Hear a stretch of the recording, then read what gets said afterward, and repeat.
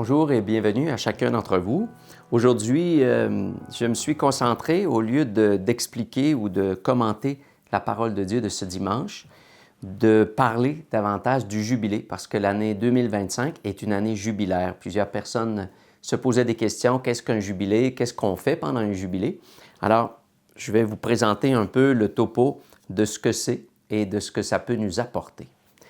D'abord, l'idée d'un jubilé vient de la religion juive, où est-ce que dans l'Ancien Testament, on retrouve ce désir de célébrer le jubilé.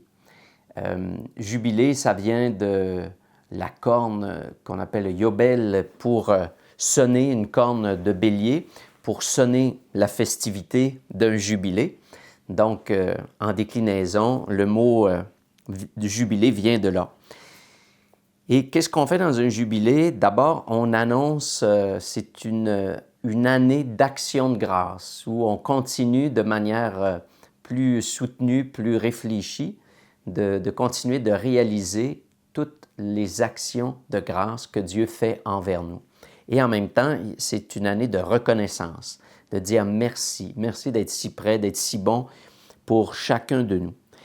Et on pouvait même parfois être un peu à la ressemblance de Dieu, c'est-à-dire offrir à d'autres personnes une rétribution de dette, offrir de payer et de faire en sorte que la dette soit mise à zéro pour signifier un peu qu'est-ce que le Seigneur fait pour nous. Il enlève la dette, nos dettes qu'on a envers lui. Il nous pardonne. Donc, dans l'Église catholique, on a décidé de commencer à célébrer les jubilés seulement qu'en l'an 1300. Où est-ce que le pape Boniface VIII décide de proclamer un jubilé pour tout le peuple, tous les chrétiens, pour qu'ils soient en même temps qu'ils reçoivent des grâces particulières, mais surtout d'être en action de grâce de tout ce que Dieu fait. On a pensé, un peu comme chez les Juifs, de le faire à tous les 100 ans, mais éventuellement, les gens se plaignaient un peu en disant qu'il y en a qui ne connaîtront jamais ça dans leur vie. Alors, ça a été diminué à 50 ans, puis avec les années, à 25 ans. Donc, à chaque 25 ans, l'Église catholique célèbre un jubilé qu'on appelle ordinaire. Donc, le dernier jubilé, peut-être, auquel vous avez assisté, c'est en l'an 2000, où est-ce que le pape Jean-Paul II avait proclamé ce beau et grand jubilé de l'an 2000. Mais il ne faut pas s'imaginer qu'un jubilé extraordinaire peut exister aussi. En l'an 2015, le pape François avait décidé de faire un jubilé spécialement pour la miséricorde. Donc, on en arrive maintenant en l'an 2025 avec un jubilé ordinaire.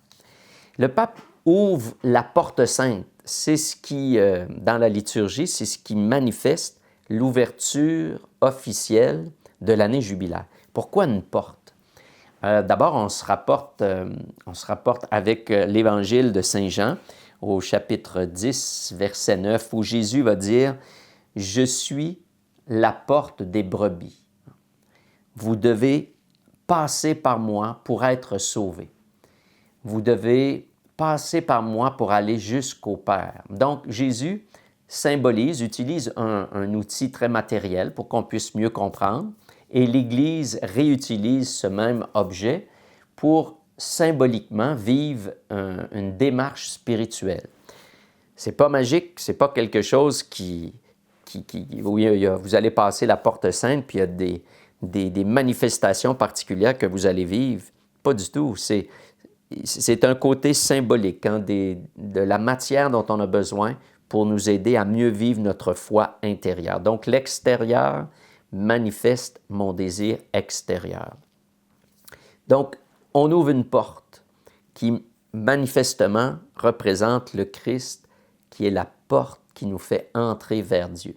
Donc, quand on franchit une porte sainte, on prend le temps de se rappeler cette belle interpellation que le Christ fait, puis de se dire, en franchissant la porte, « Seigneur, je passe par toi. Ma vie est entre tes mains. Mon désir est de ne jamais faire en sorte que je passe par d'autres portes pour aller vers ton Père, vers le Père qui nous offre, qui nous présente. »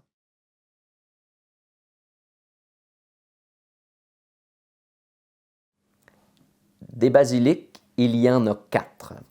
Les 4 basiliques majeures à l'intérieur de Rome, les basiliques qu'on appelle les basiliques papales.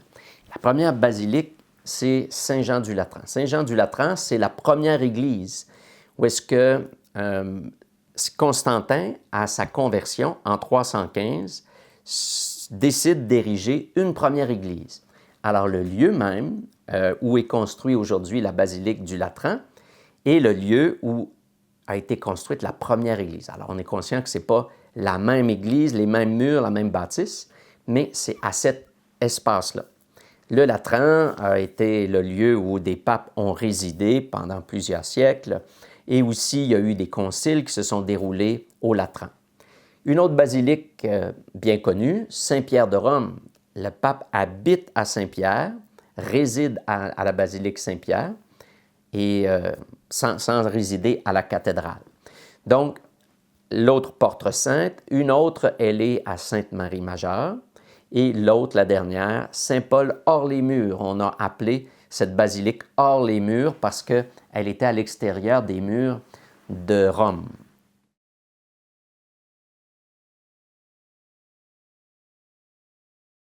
À l'extérieur de l'Italie, à l'extérieur de Rome, il y a 3 autres portes saintes. Quelles sont-elles? La première, c'est en Espagne, à Saint-Jacques de Compostelle.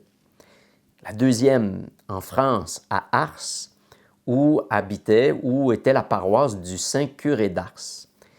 Le jubilé est toujours en lien avec la miséricorde, l'amour de Dieu pour nous. Donc, à ce moment-là, on est capable de saisir que cette porte-là a été offerte pour signifier l'amour de Dieu pour chacun d'entre nous. Et la troisième porte sainte, c'est à la basilique cathédrale de Québec. Alors, ça fait de ça peut-être 7-8 ans, je n'ai pas le souvenir précis, que Rome a donné la possibilité d'avoir une porte sainte parce que c'est à cet endroit où l'Église s'est répandue, la foi chrétienne est arrivée en Amérique. Petite pause parce que là, je vais fermer mon iPad.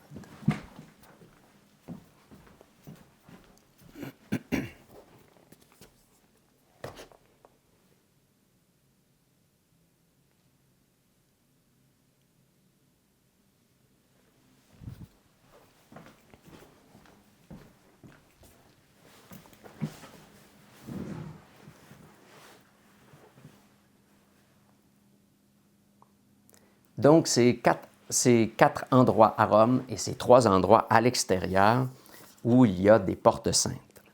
Alors, on veut comprendre et on veut mettre le focus sur une année jubilaire où il y a un désir de la reconnaissance de l'amour de Dieu pour chacun de nous.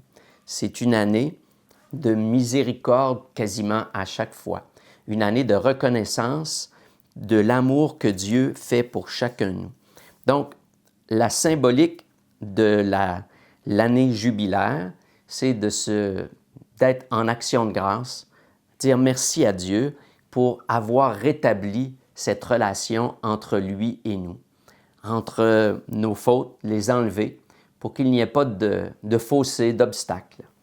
Notre vie, elle est remplie de défis. Bien souvent, on marche sur la route qui est le Christ que Dieu nous offre et de temps en temps, oups, on tombe dans le fossé. Il faut se ramener, être capable de se réajuster et de choisir davantage l'amour qu'il a pour chacun de nous. Et ça fait toute la différence. Quand on se met à déployer à l'intérieur de nous l'espace pour que Dieu prenne la place qui lui revient, ça fait toute une différence dans notre quotidien. Donc, l'objectif de l'année jubilaire est aussi d'abord de vivre en pèlerin d'une manière plus concrète cette année-là, pour pouvoir vivre quelque chose, recevoir des grâces particulières. Donc, il faut passer les portes saintes, une des portes saintes à Rome, ou bien la possibilité qui... alors, attendez, on va revenir.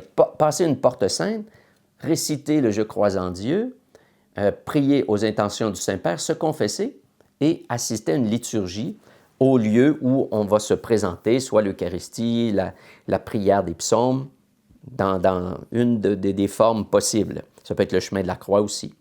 Donc, si ce n'est pas possible pour nous d'aller à Rome, le pape offre la possibilité de se rendre dans une cathédrale. Toutes les cathédrales de chaque diocèse peuvent offrir cette indulgence pour pouvoir bénéficier des grâces du Seigneur en cette année particulière. Donc, on se rend en pèlerin à la cathédrale.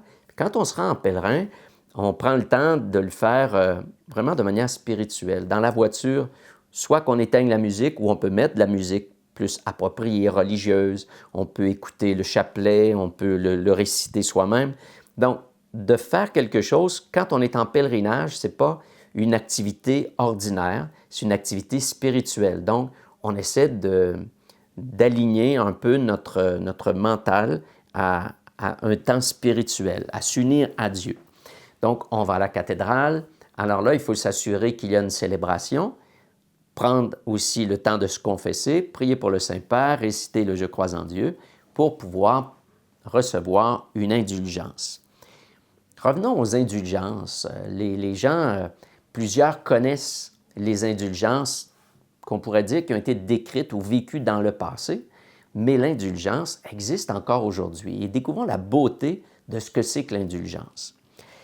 À une certaine époque, quand on a un peu forgé la théorie de l'indulgence, on s'est mis malheureusement à vendre des indulgences. Vendre, quelle était-elle cette indulgence? C'est pour racheter tes péchés, racheter tes fautes, te permettre d'avoir des années en moins au purgatoire. Alors avec les années, il y avait des gens qui conservaient un petit calepin pour voir combien de jours de purgatoire je m'étais épargné. Donc, avec les années, on s'est mis à rebrasser tout ça avec une réflexion théologique plus profonde en se disant, bon, ben c'est difficile de calculer le temps hors du temps. Dès qu'on décède, on est hors du temps. Le ciel, le purgatoire, il n'y a pas de temps. Alors, comment est-ce qu'on est capable de calculer, à partir de notre monde d'aujourd'hui, du temps à un endroit où il n'y en a pas? Donc, l'Église s'est dit, cessons de faire quelque calcul que ce soit, mais l'indulgence, elle est belle et c'est une grâce qui nous est donnée. Encore là, revenons à comprendre pourquoi Dieu est indulgent envers nous. Regardons le péché, une faute. Je commets un péché. Prenons un exemple très, très, très théorique. Je brise une fenêtre.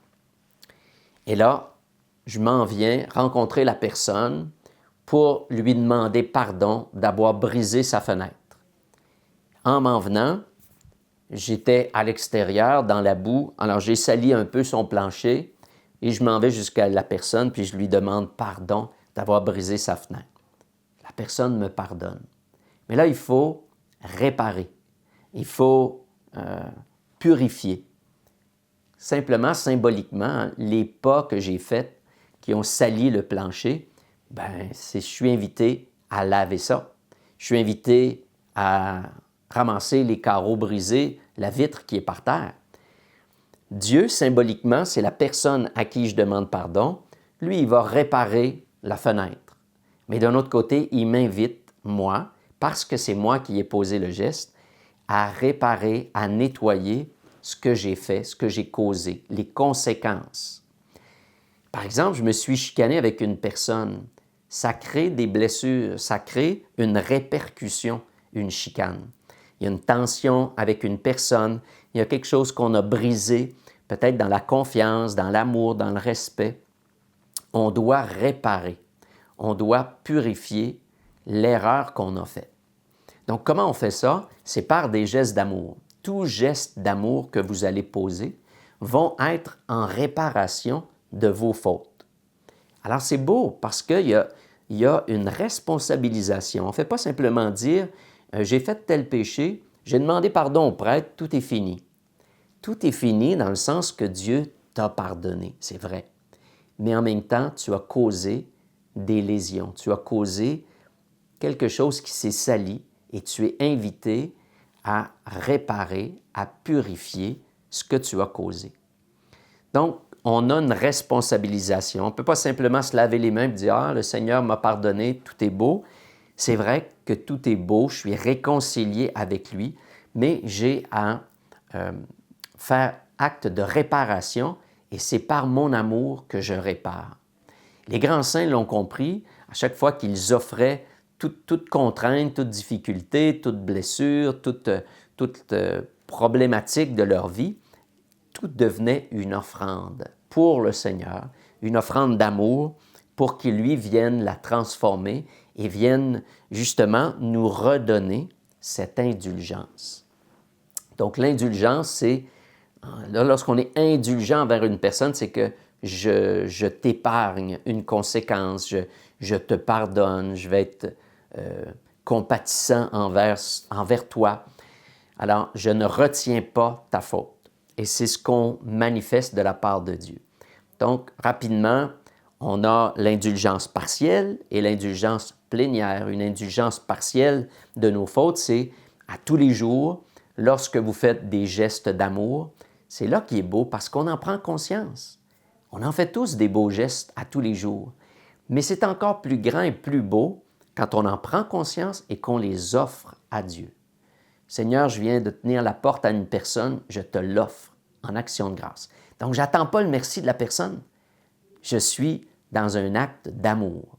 Dieu te le revaudra. Hein? Comme on a lu au mercredi décembre, début du carême, on a justement eu ce bel évangile où il dit « Tu pries, fais-le pas pour que les autres t'admirent ou te remarquent. Fais-le dans le secret, ton Père te le revaudra. » L'aumône, la même chose. Ne donne pas de manière ostentatoire, fais-le dans le secret, ton Père te le revaudra. Le jeûne, ne le fais pas pour que les autres te remarquent, disent « Il est donc extraordinaire, il jeûne, c'est impressionnant. » Fais-le dans le secret, ton Père te le revaudra. Voyez-vous combien les actes d'amour faits vraiment de manière sincère, eh bien, notre Père nous le revaudra. Il y a quelque chose qui nous est donné. Il y a une grâce, il y a une béatitude qui nous est transmise de la part de Dieu. Donc, on ne doit pas négliger cet aspect-là. Oui, on est pécheur, on ne met pas l'accent sur notre péché, on met l'accent sur l'amour de Dieu, mais il faut reconnaître le péché pour bénéficier de cet amour en même temps. Et moi, je trouve ça beau de conserver cette idée, cette théologie de l'indulgence, parce que de cette manière, on voit qu'on a une collaboration. Je peux aller beaucoup plus loin. Puis des fois, là, dans nos fautes, on se sent tellement coupable, bien, la manière de briser cette culpabilité, c'est de poser des gestes d'amour, hein, d'être répondant dans l'amour de plein d'actions. Et je suis convaincu que vous êtes capable d'être imaginatif de ce côté. L'indulgence plénière, elle est donnée dans des moments très précis. Par exemple, dans une année jubilaire, vous pouvez la recevoir plus qu'une fois dans l'année en faisant votre pèlerinage à la cathédrale ou dans une des basiliques de Rome. Sinon, à la cathédrale la plus proche de chez vous. Et ensuite, d'assister à une liturgie, de prier aux intentions du Saint-Père, de vous confesser et de dire votre « Je crois en Dieu ».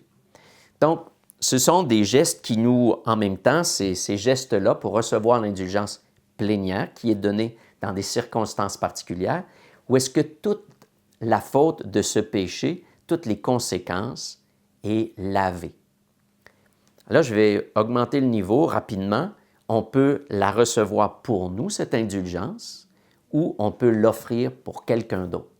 Pour quelqu'un, des fois, qui n'est pas encore conscient, qui est sauvé, qui n'est pas encore conscient de cet amour que Dieu a pour lui, qui est loin de l'Église, qui est loin de la foi, loin de la pratique, on peut offrir cet acte d'amour et cette indulgence qu'on reçoit en retour de la part de Dieu pour telle personne. On peut l'offrir pour une personne vivante ou une personne qui est décédée, qui, selon nous, n'est pas nécessairement en enfer, mais qui vit peut-être qui se présente devant le Seigneur, non pas de la meilleure manière et qui a besoin d'être purifié.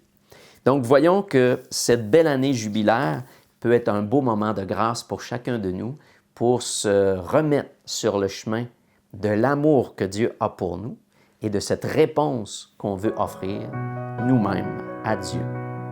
Je vous souhaite une belle semaine puis surtout une belle année jubilaire.